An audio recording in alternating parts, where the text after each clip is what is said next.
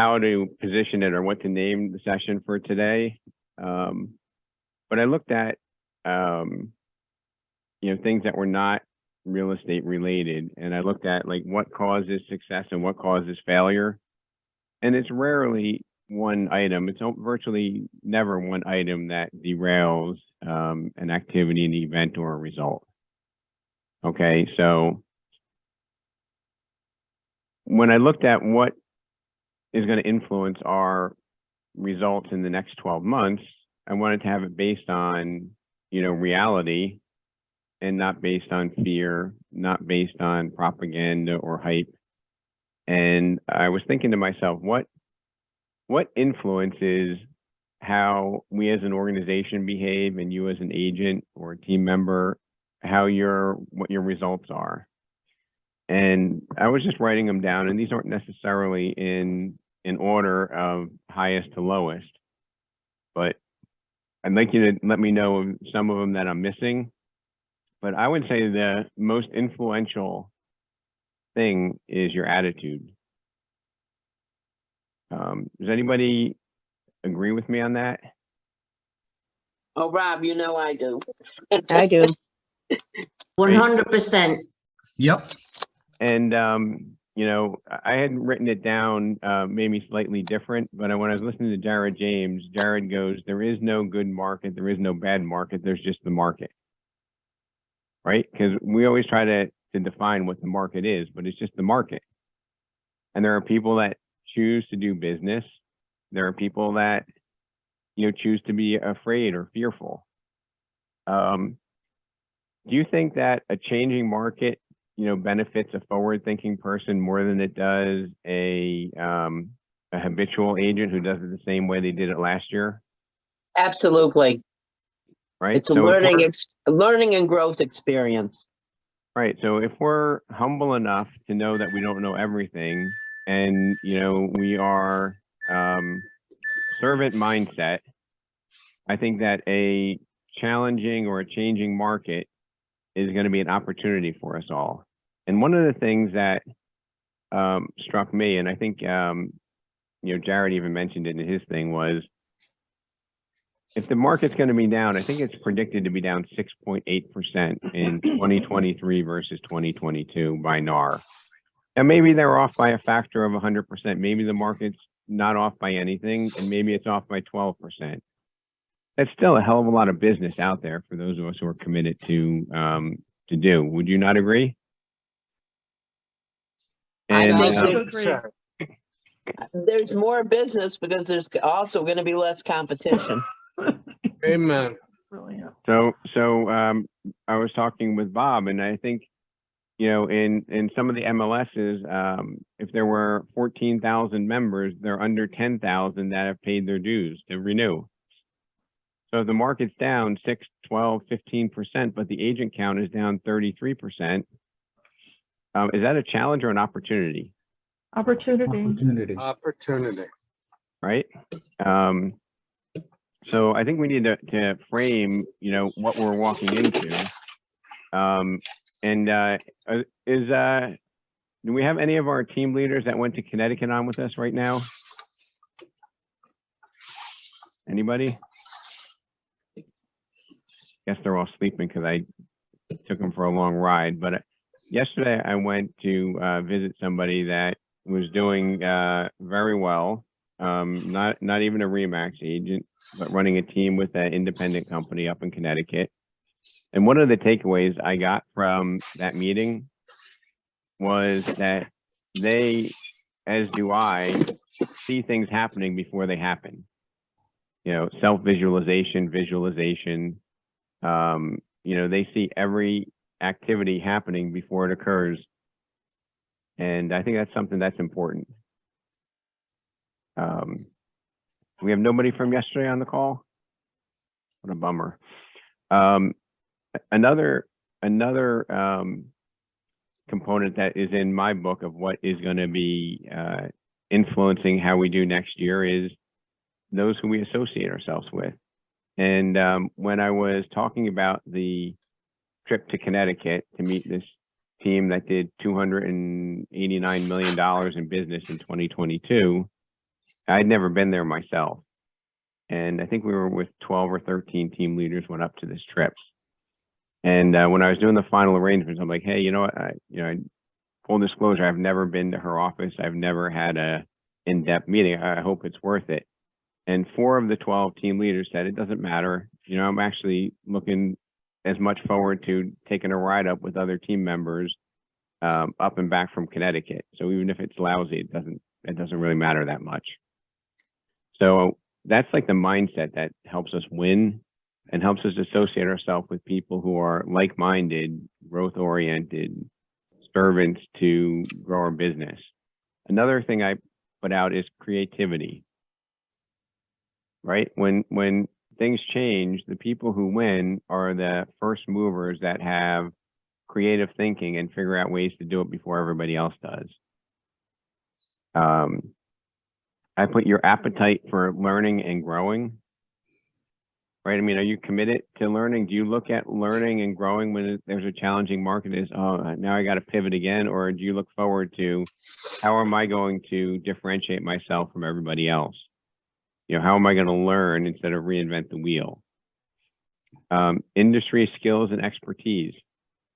This is one where I'll take exception to fake it till you make it. I mean, maybe your first or second listing, you might have to do that. But if you're not committed to being, you know, the local knowledge broker, the expert, I think we put ourselves at a handicap. You know, we're not going to be delivering the 6% value that's irresistible and irreplaceable to our clients. And if we're not irresistible and irreplaceable, you know, what does the transaction come down to? What do you think? Money.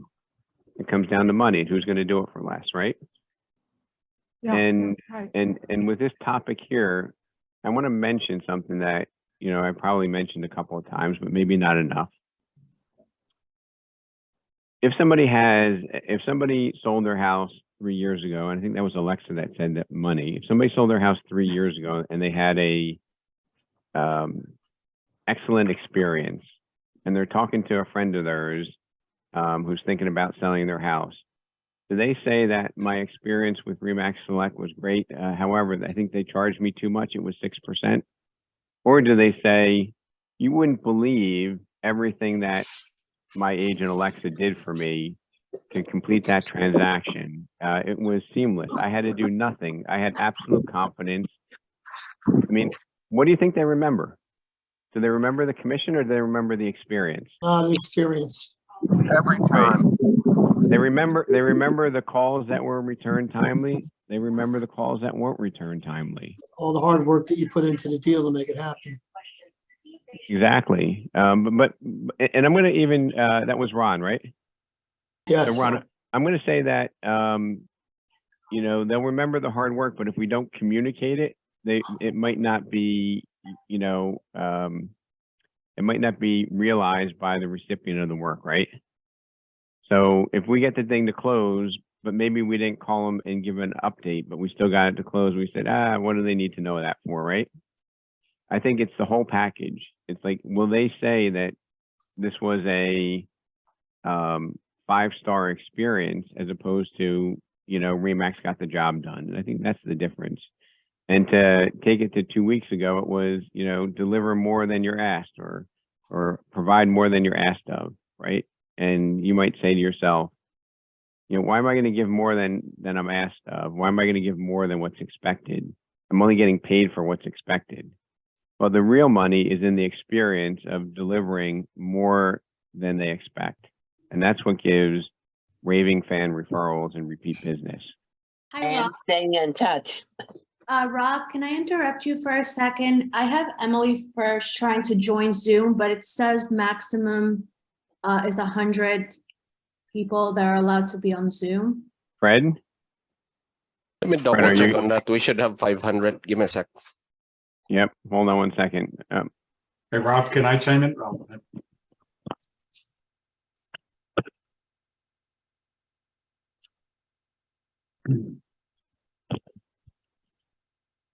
All right. So anyway, Hey, Rob, it's Jim Nyquist. hey Great. Jim, how you doing? Good. So with what you were talking about, I had sent off a request for review for Google for someone that I helped in a difficult time, actually losing the house. And I only had, honestly, I had less than 30 days to auction date. And, you know, it's hard to ask for a review when someone's in that type of situation, you know, because it's all negative. So I waited a little bit, and she's happy. She's going to write a review. So it'll be interesting to see how the review goes, you know, on Google, because it wasn't a happy time selling the house. It was a stressful time. So it'll be interesting to see. But Jim, having met you and you know having the integrity to do things that aren't always pleasant, you know, I think you improved a bad experience. At least I hope you did. Yeah. And I think that's I mean, you didn't create whatever financial hardship was there. You just helped minimize it and Salvage it. and hopefully help them exit financially disadvantageous situation with dignity, right? Yeah. So, you know, the next one I have here is your interpretation of beliefs on what is actually happening, or of what is actually happening. And I'm going to say everyone sees the same event differently, right? So like if you interviewed 3 people that saw a car crash, you'd probably have 3 different experiences. Does that make sense?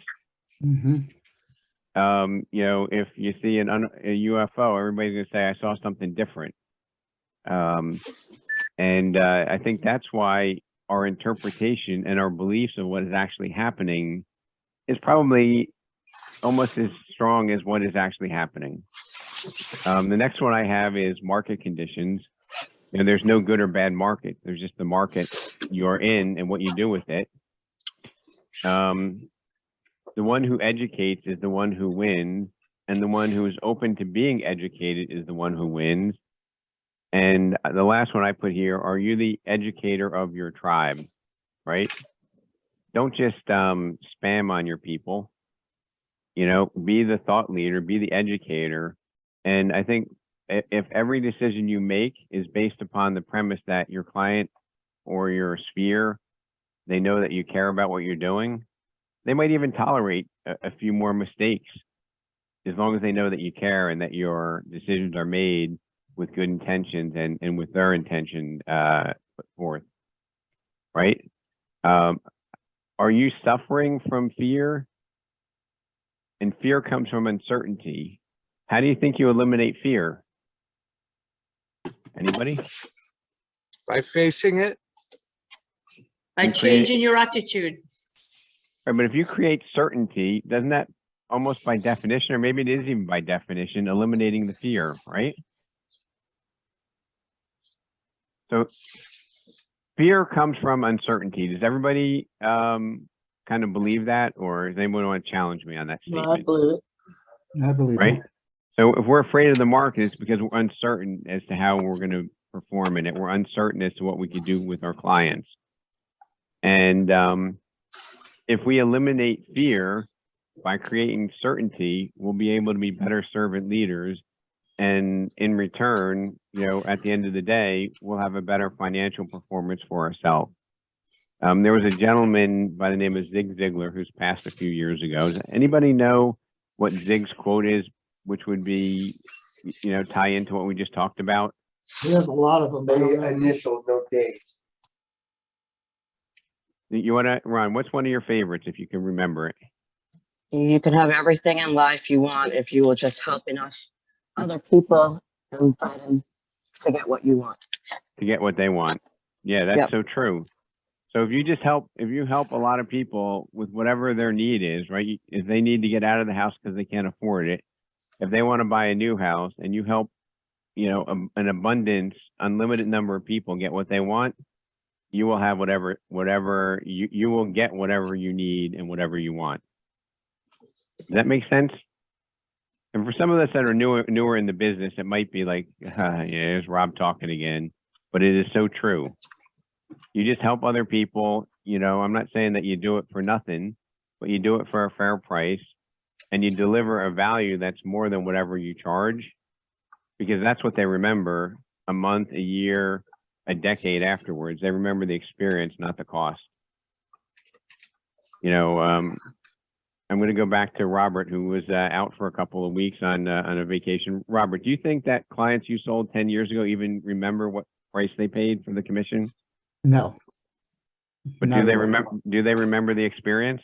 Yes, they do. So, you know, if you're overwhelmed, you need to figure out how to leverage and scale yourself. But I wouldn't compromise on over delivering on my service commitments, because that's the way to get future business that is, I want to use the right term, where you're not competing, right? Because if you've done more than what's asked of you and somebody had a raving fan experience and they tell their friend, you cannot recreate that emotion that they're going to share when they say, hey, you know what, you choose whoever you want, but here's what Robert did for me, right? And they go through a litany of things and say, I know it was 10 years ago, but it was like the best experience ever. As opposed to, hey, you know what, I went to ABC Discount Brokers. Yeah, they got it sold, but you know, I didn't know until the day before closing what the numbers would be. And it was a mess up. They had to hold so much money. Like, that's not the experience we want to deliver. That's not good for a scalable and repeatable business model. Hey, Rob, you know, so 13 years ago, I sold a client a house, and it went very smoothly, and we had a really good rapport.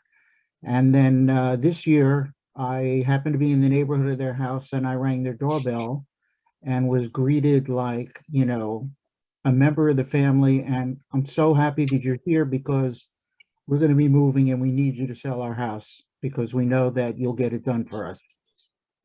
And we did, and they were thrilled.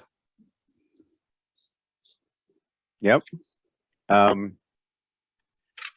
I don't have the statistics right in front of me, but I know that there are more millionaires and billionaires created in recessions than in, you know, abundant markets. So, you know, people who in the industrial era made their fortunes, they did it during the Great Depression. They accumulated assets, they served their clients, they found new ways to provide solutions, and that's how they had abundance, and were known as the great industrialists. And this is something that is really true with me. No one ever learns from their successes or being in their comfort zone. You know, we learn from challenges and failures, and we move forward from those. So with this market changing, you know, I look at it as a tremendous opportunity. You know, elevate the business. Who's excited about, like, a seller not being able to put a sign in front of their house and sell it with multiple offers themselves? Is anybody other than me excited about that? Oh, I'm very excited. I'm very excited too. Because if they want to maximize the value of their house, they need to find somebody that differentiates and will show them the way to get that positive result. Is anyone excited about having some inventory to sell their buyers? There was a division that they had at this team we went to yesterday, and it was let me just think. It was like basically you fix your house up or you buy a new one. And is there anyone that was at the meeting yesterday that can tell me what she called that division? And Baker, are you on? I'm trying to remember. I'm trying to After repair remember. value? I'm I wasn't there, gonna but- try to see if I have a picture, Rob, of the pamphlet that she had for that. It was basically like renovate or move was basically the concept. And when people came in to evaluate, right, her mindset and her mantra was not, hey, you know what, I'm going to try to convince everybody to move. You know, I'm going to give them the resources to decide whether renovating or moving is in their best interest. Right? Move or improve. That was what it's called. Move or improve. Thank you, Danielle. So, she actually had this, trifold brochure, move or improve. And to me, that was a contribution that was giving back to her community and providing a value add. Now, what other things do you think influence what's going to happen in 2023 for you or your team that I didn't talk about? Because I know my answers are not completely exhaustive. Your plan, what you're going to, your plan, what your activities are going to be to support the outcome you want. Your business plan. That's a great one. Anybody else? Accountability partner. Keep it on your schedule.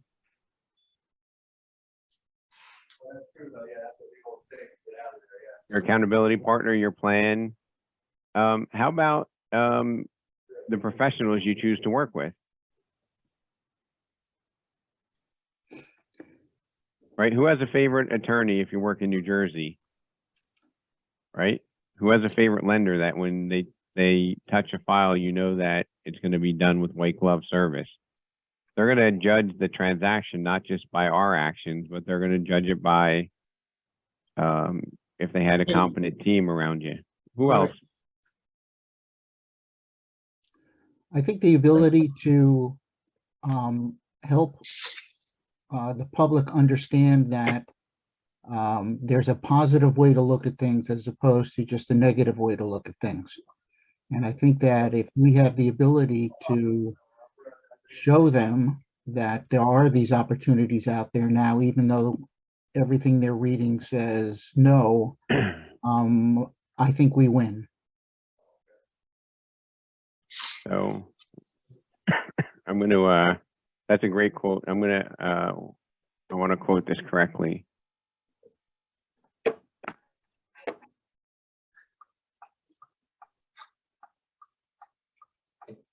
So there's somebody that said, be fearful when others are greedy and greedy when others are fearful. Who knows who said that? Oh, I know that. Oh, Warren Buffett. thank you, Vincent. Warren Amen. There you Buffett. go. Does anybody have faith in Warren Buffett? Little bit. A little bit, right? So, Sure. so how about if we had that dialogue with our clients? Do you think that we're being self-serving salespeople, or do you think we're being high integrity advisors? Definitely high integrity advisors. So if somebody says, we're a little bit afraid of the market, right? You might want to say, Colleen, are you familiar with Warren Buffett? Probably one of the best investors of all time. One of his core beliefs is be fearful when others are greedy and be greedy when others are fearful. Makes sense. Right? But I mean, I can easily see that having, being a An conversation, impact. if it's spoken correctly, that people can understand that, right? If it's shared, absolutely. Not, And I think- dictated to, but shared. Rob, and I think if it's coming from a place like the way that you introduced that, where they're self-aware in Warren Buffett, is better than you saying, Warren Buffett said, Exactly. But it's more one-on-one basic than that in concept. It's addressing the objection. It's addressing the fear, putting the elephant in the room and talking about it, because at the end of the day, the fear may prevent them, but if you don't talk about it, you're spinning your wheels. So it's about getting clear on what the objection really is. And I think asking them if they believe everything they read in the news. Okay. 99% of the people say no. I don't even think Yeah. it's about convincing them that the way they feel is not accurate. I think it's just having a conversation about, maybe to the point of having other data and things that are helpful and being able to paint out a different perspective, if it's true, to get them to think differently. That's my opinion on it. I think the data points are key, Bruce. Just like you said, if we're professionals and we can show the data points that show the upside of what our product is that we're selling, and it comes from a value point standpoint as opposed to you're force feeding this upon them. it's more acceptable, more palatable. Yeah, sharing the positivity of the opportunities. But it's also going back to what Rob said about what people believe. What we believe is, you know, as an originator, as a real estate professional, at the end of the day, if the people believe something, it's our job to maybe give them a different perspective and another way to look at it. Maybe it'll change their beliefs a little bit that, wow, maybe it isn't so bad. Yeah, there might be some downsides to it, but these are the upside. It's about changing beliefs, in my view. I like the word a different perspective. I like that. I think that's a good way to put it to people. I have a different perspective. Let me share Kind of it a with you. paradigm shift. So I see Mike Leslie on here. Are you somewhere where you can unmute yourself there, boss?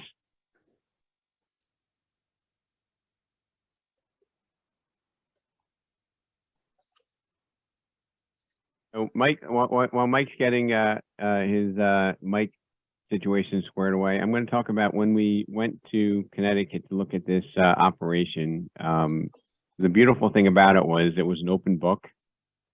And Mike, if you get that unmuted, you just let me know, okay? I can't hear you.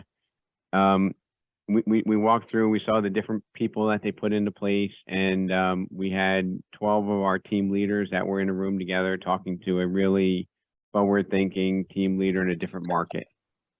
And I can tell you that there's not one team that was following the exact same plan. Everybody was unique. Everybody had a different value proposition. Everybody had a different way to make their contribution. But I will tell you that probably, you know, Julie, who we went to see, probably wrote down as many good ideas, if not more, probably a lot more than she contributed. Okay, she put out a lot of things that she was doing, and we went around the room and said, what are the one or two things that you're doing to impact your business? And she was taking notes and learning and growing.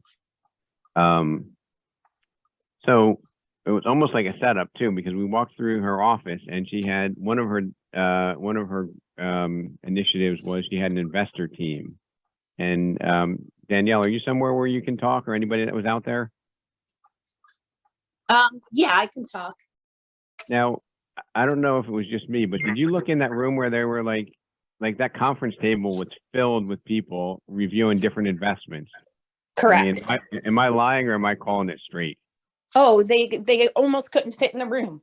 Yes, they almost couldn't fit in the room. That was their investment division. And what they were doing is providing analysis on investment properties for them to share with their clients.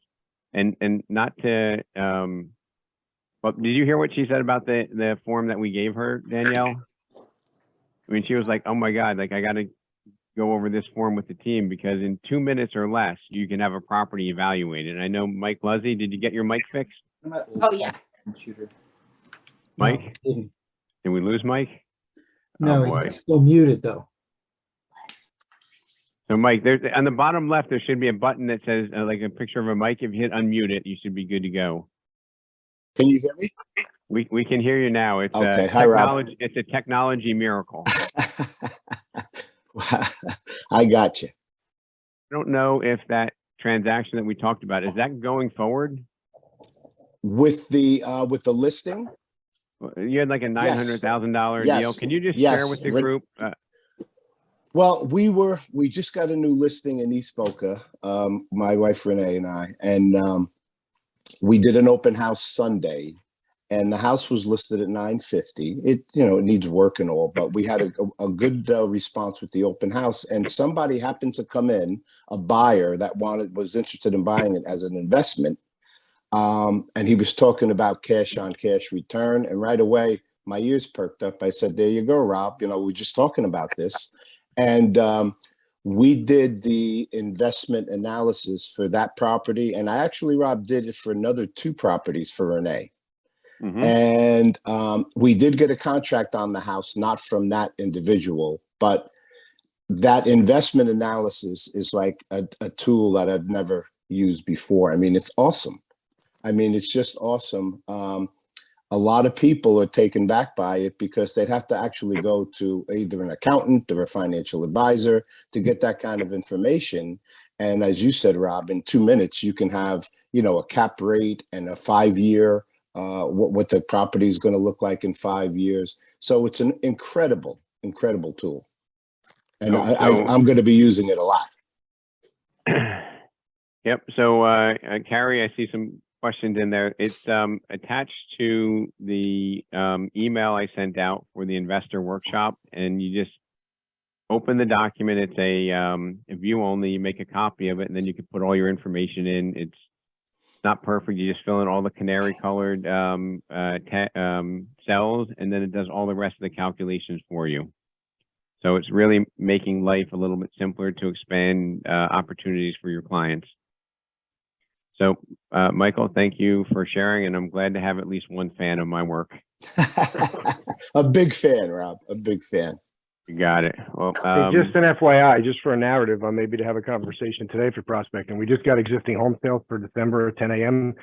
and they're down only 1.5%. So, you know, at the end of the day, there's still a lot of people out there buying houses. I mean, they're down year over year, as we all know, but they're not plummeting. And Bruce, I'm going to tell you that I think the prices are still 7% higher than they were in the same time a year ago. So that the actual volume being traded is probably higher, but it doesn't even make a difference. Okay. Is there a recording of financial analyst? Yes, there is. It's on our Abundance in Real Estate channel, and the link to the spreadsheets there as well. So, but this is all just about providing, you know, service, and, you know, if we could just take on one extra division, you know, that's going to more than bridge the gap of what the market may or may not be shedding. And if the market is shedding numbers, you know, and I think 10, even 20%, another 20% doesn't intimidate me. It just encourages me to help us find where that business is going, because there will be people that win, there will be people that stay flat, and there will be people that exit. You just need to make a decision who you're going to be. You know, what column are you going to be in? Are you going to be in the column of the people who are growing their business, serving their clients? Are you going to be in the column of the people that are basically trying to, you know, bail water to stay the same? Or are you going to be in the column of the people who are closed-minded and slowly going out of business every day? So those are, what other things do you see that influence how your year is going to be in 2023 and beyond? I think we have enough, but is there any other ideas, any other thoughts?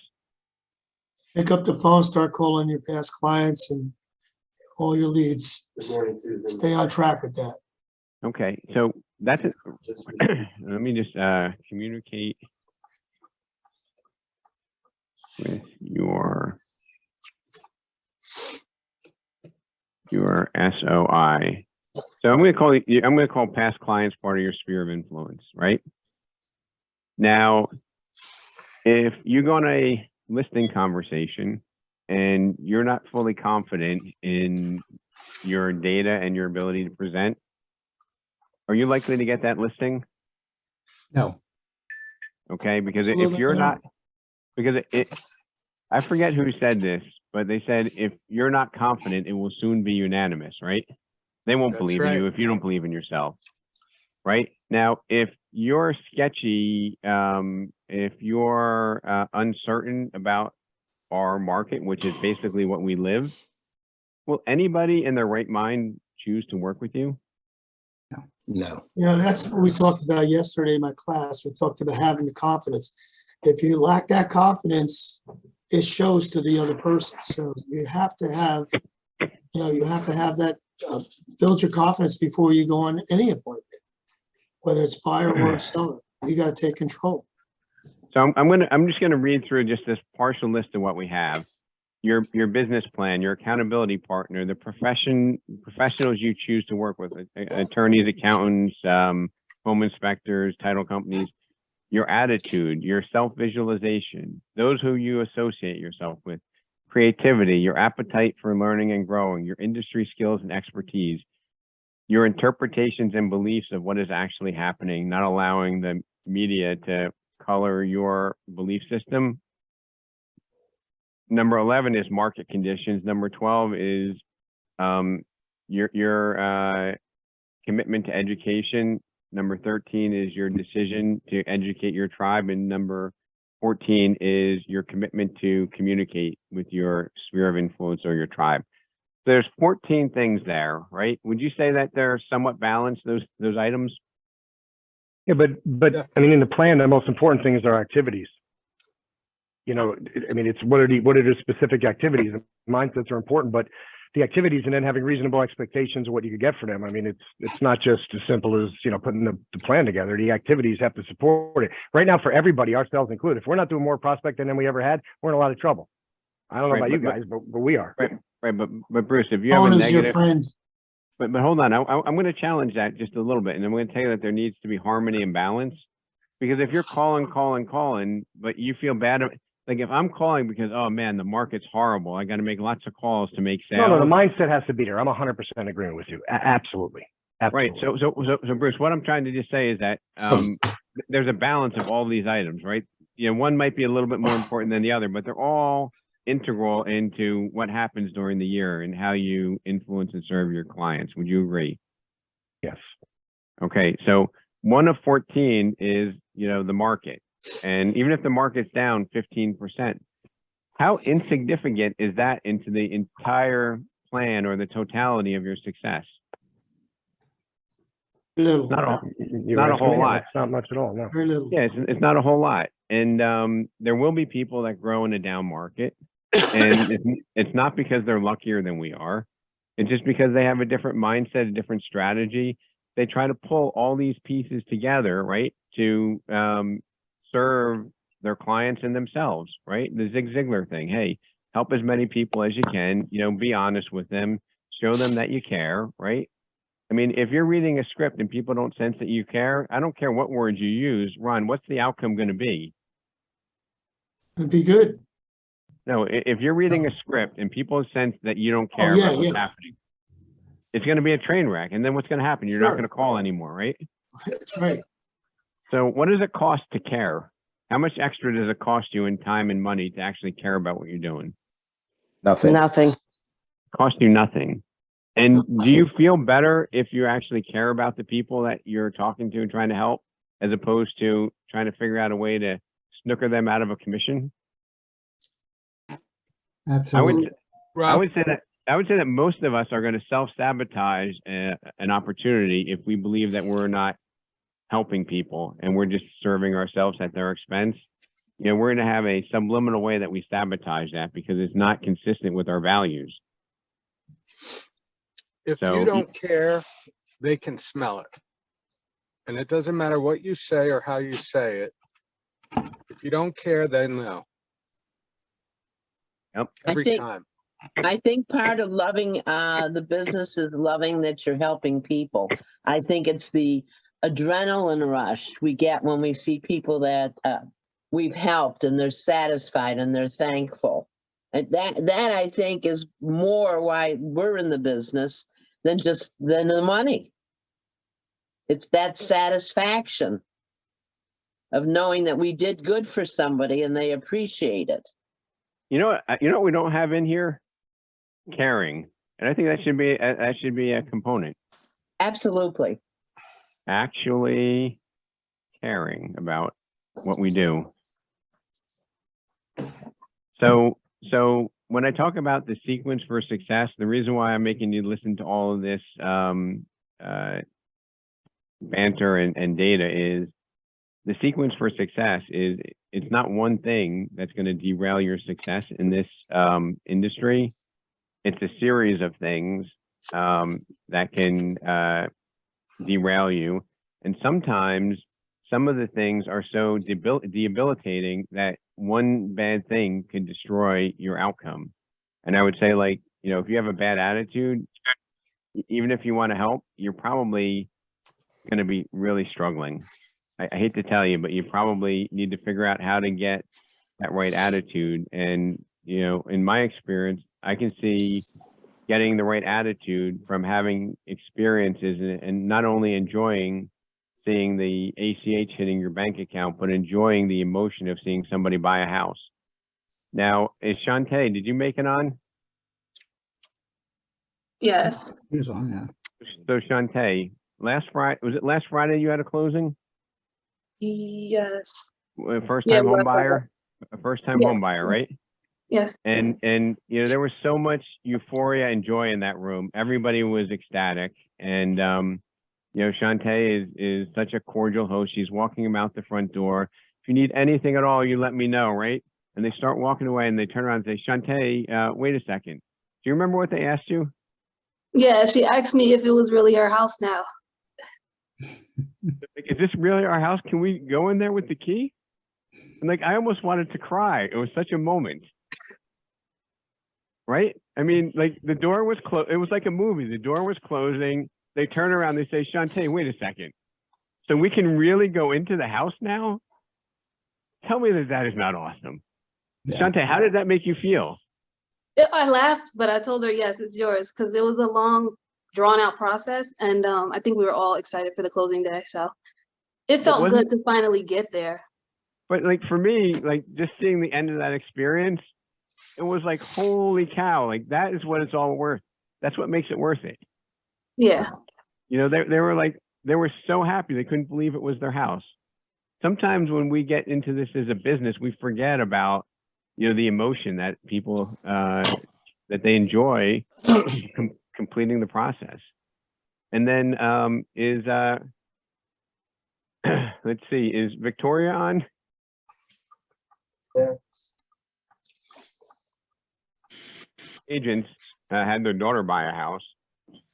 And this was, I'm not even being dramatic with this, but right afterwards, and Avo from our Closter office was the listing agent.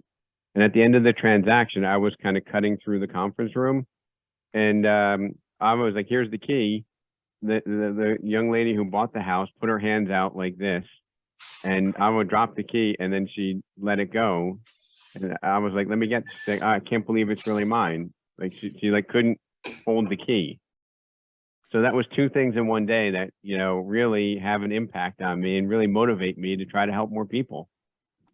Hey, Rob. Yep. I had last year 3 first-time home buyer sales.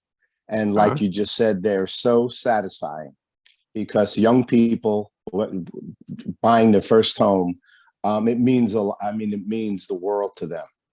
And they gave me such great reviews. And it means a lot. You know, it's like you said, it's not just about the business. It's about forming a relationship. Now, those people will be clients of mine for years to come. I know it. And, you know, I stay in touch with them. And if there's anything I can do for them, especially being first-time home buyers, they have a lot of questions. But it's a very satisfying experience. And like I said, I had 3 of them last year and they all turned out perfect. I mean, you know, that's more than money, right? It's absolutely. It's what really keeps you going when times are tough. So I'm gonna keep going through this here, but I think you're Can I seeing where just throw something in, Rob? Absolutely. So just to, and I know a lot of you are probably going to say, duh, that's obvious.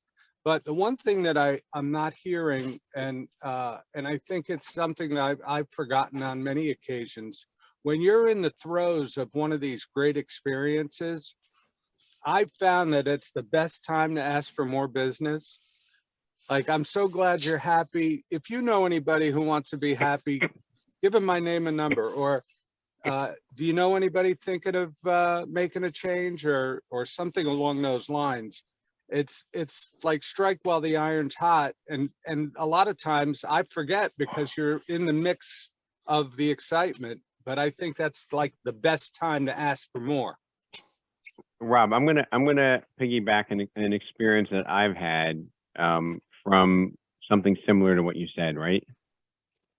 You might deliver the best possible experience, right? But would you agree with me, Rob, that there are people that are predetermined to be like referrers, and there are other people that are a little bit more modest, and they just say, "Oh, it was great if you asked," but they're not going to go out of the way to refer? Absolutely.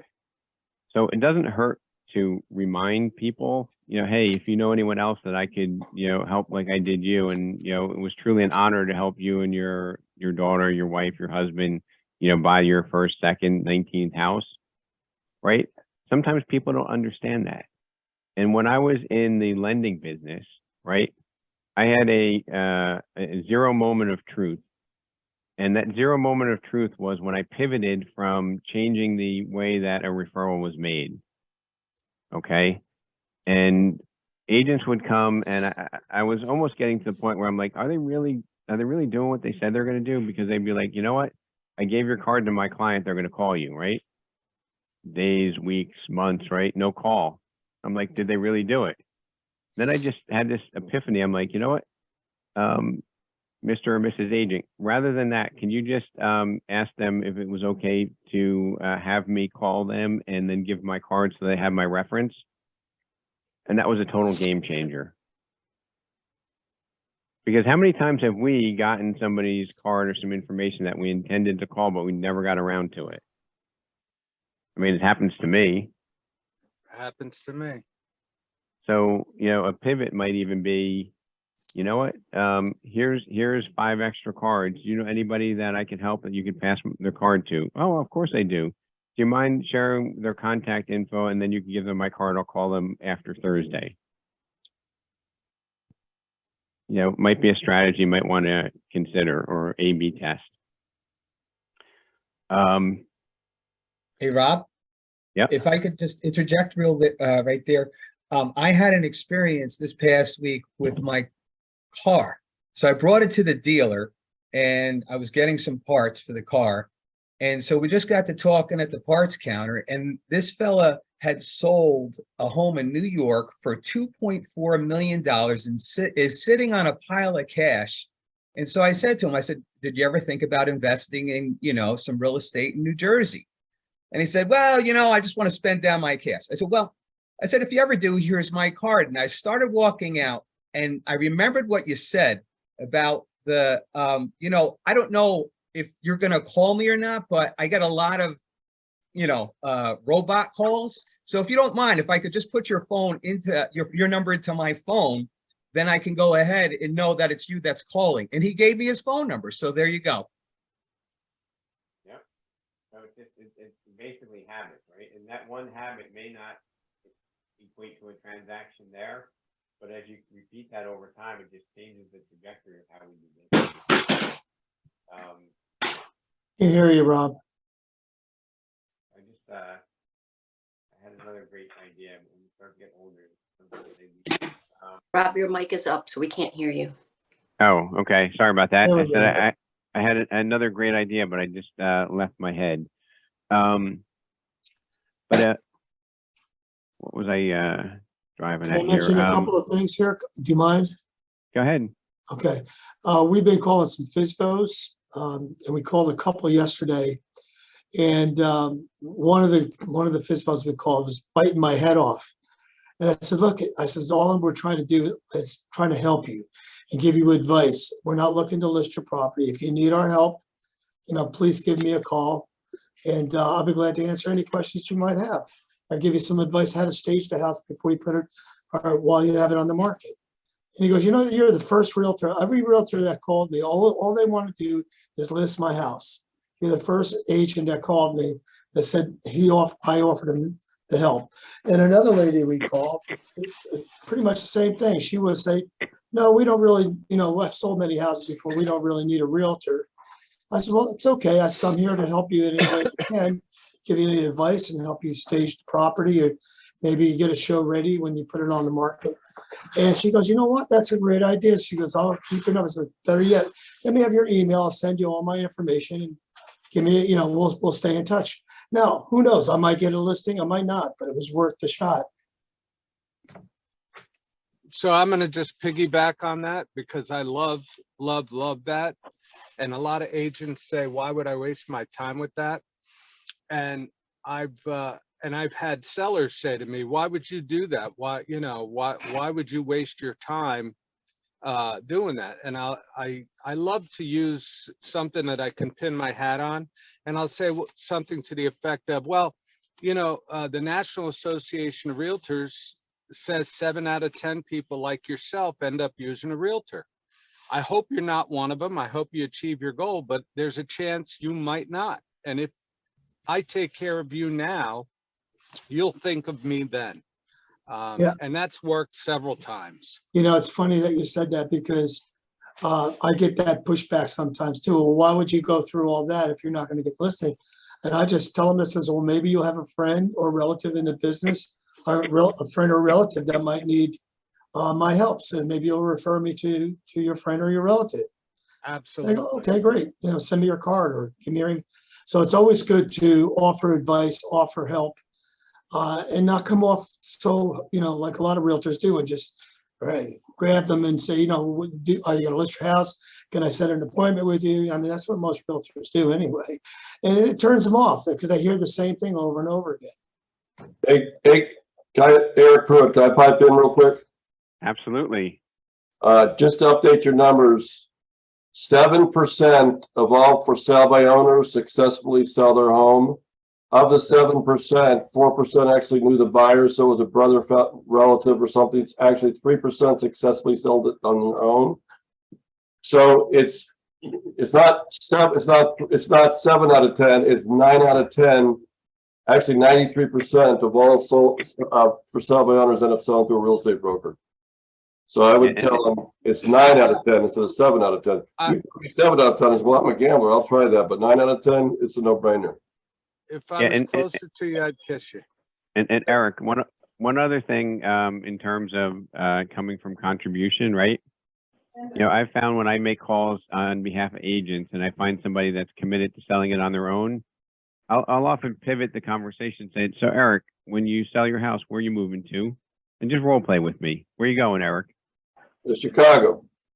Okay. Now, in Chicago, are you working with an agent, or are you just buying for sale by owners? No, we're working with an agent. That's interesting. I might pivot for a second, and I might say, Eric, I just wanted to share with you that it's my experience that most people who avoid working with agents and look for sale by owners are doing that for a particular reason. Would you agree? Yeah. Now, let me ask you, why do you think somebody would avoid working with an agent, try to go directly to a homeowner and buy it without a broker? Because they can't find the home they want. Actually, that's a great answer. But usually, Eric, statistics show that people avoid working with an agent because the buyer thinks that they're going to save the commission. And beyond that, they also feel that if it's not exposed to the market, they might get a better deal. So you're trying to sell it on your own. I believe you don't have any objection to real estate professionals. You just want to save the money. Is that correct? Correct. And ironically, any buyer that's avoiding working with a real estate agent is trying to do the same thing.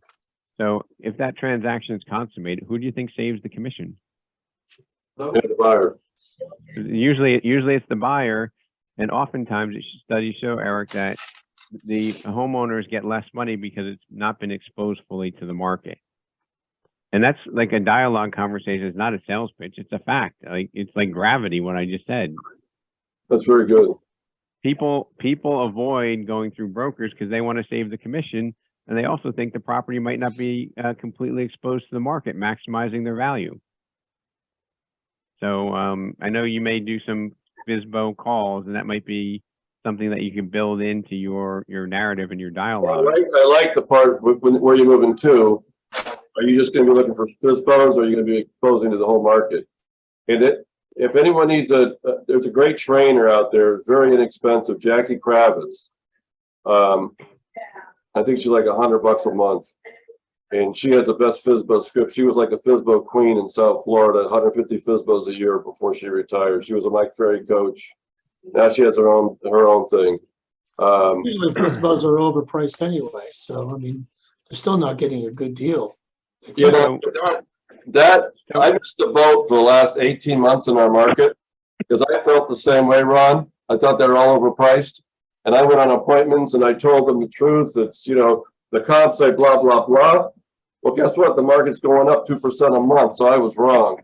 And there are all these agents who went out there and just, oh, Mr. Seller, you want $600,000? Oh, the market's crazy. I could put my 5% on top of that and we'll net you the money you were going to net. And it's cold. It was crazy in South Florida. So Eric, Eric and Ron, I don't want to take the conversation too deep there, but what I do want to, talk about is like when you have these conversations, right? It's not enough to know the facts and the direction of the conversation. And I'm not a psychologist, psychiatrist, whatever, but studies show that you need to hear something like 7 to 10 times before you internalize it, right? So you might hear things a few times, but it takes some practice and repetition before it becomes second nature. And if you're able to first internalize it, and you have to believe it yourself, you have to think about it and look at circumstances. And I've found tremendous success when I help our team make calls to for sale by owners.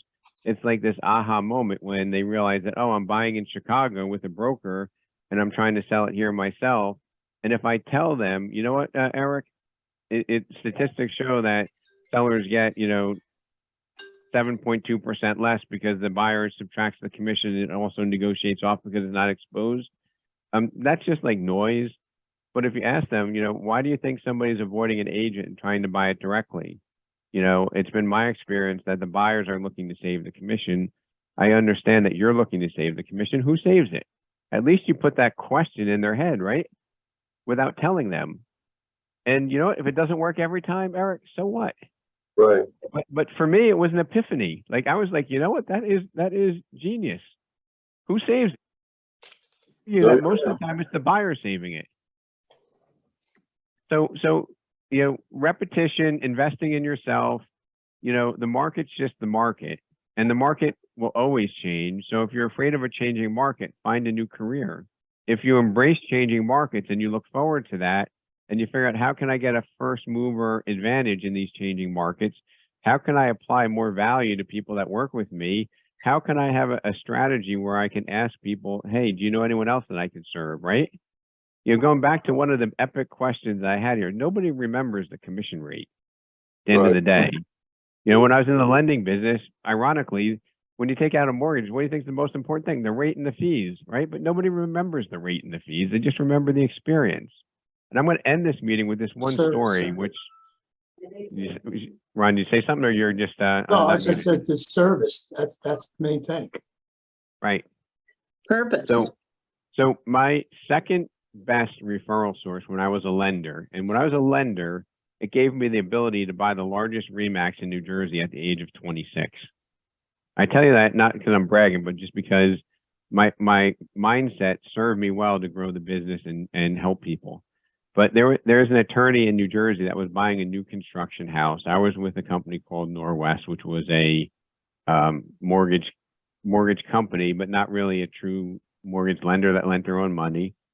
And I knew of a local S&L that had these 1-year rate locks on a 10-1 arm, and it was my nemesis, right? This was the guy that Ray Barson referred clients to. He gave them to me and to this other gentleman. I actually told Ray, I know my competitor has a better product for you. Why don't you apply with him? He applied with my competitor, and it was a 12-month process. For some reason, the rates actually came down a quarter lower for me right before closing. And I was going to do the loan with making virtually nothing, right? Just because I wanted to help somebody who gave me so much abundant opportunity. I told him about it.